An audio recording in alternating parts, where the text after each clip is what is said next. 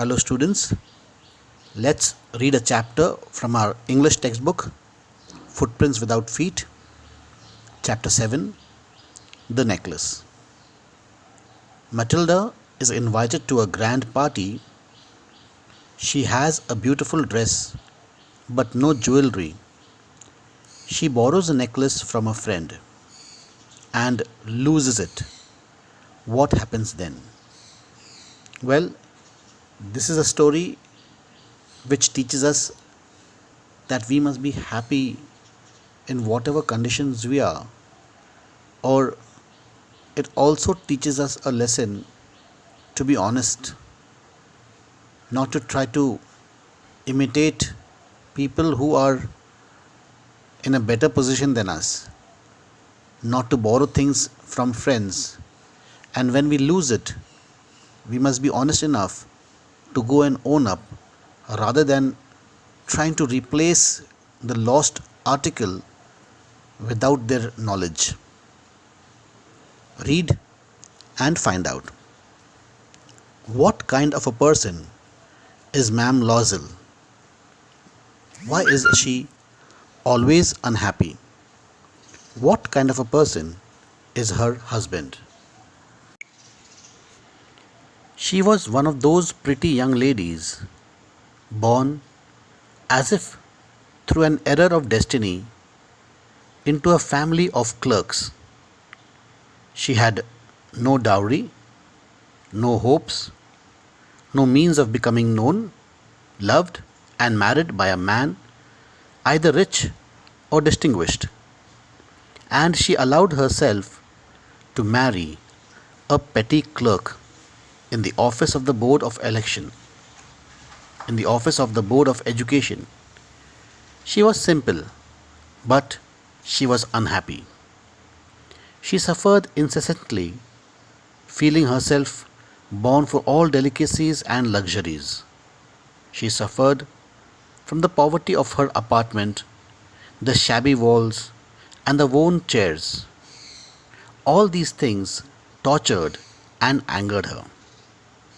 When she seated herself for dinner opposite her husband, who uncovered the tureen with a delighted air, saying, "Ah, oh God, oh, the good pot pie. I know nothing better than that." She would think of elegant dinners, of shining silver. She thought of the exquisite food served in marvelous dishes. She had neither frock nor jewels, nothing, and she loved only those things. She had a rich friend, a schoolmate at the convent, who she did not like to visit. She suffered so much when she returned. She wept for the whole day from despair and disappointment. One evening, her husband returned elated, bearing in his hand a large envelope. "Here," he said, "here is something for you." She quickly drew out a printed card on which were inscribed these words: "The Minister of Public Instruction and Madame George Ramponneau ask the honor of M. and Ma'am Loisel's company, Monday evening, January 18th, at the minister's residence." Instead of being delighted, as her husband had hoped, she threw the invitation spitefully upon the table, murmuring, "What do you suppose I want with that?" "But, my dearie, I thought it would make you happy. You never go out, and this is an occasion, and a fine one. Everybody wishes one, and it is very select. Not many are given to the employees. You will see the whole official world there."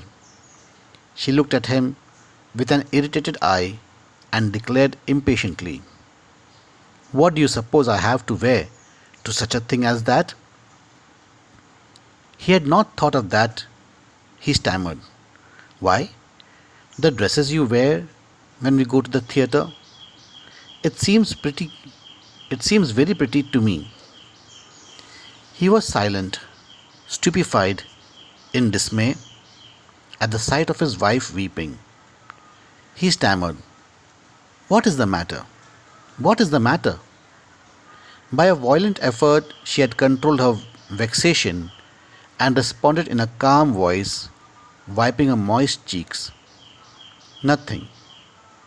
Only I have no dress and consequently I cannot go to this affair. Give your card to some colleague whose wife is better fitted out than I."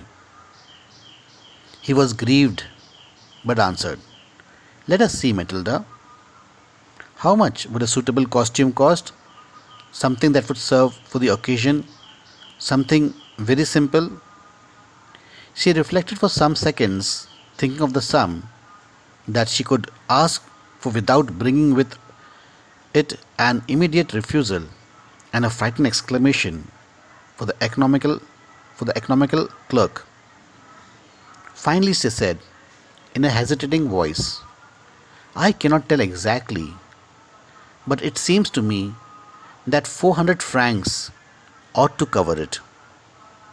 He turned a little pale, for he had saved just this sum to buy a gun that he might be able to join some hunting parties the next summer with some friends who went to shoot larks on Sunday. Nevertheless, he answered, "Very well, I will give you 400 francs, but try to have a pretty dress."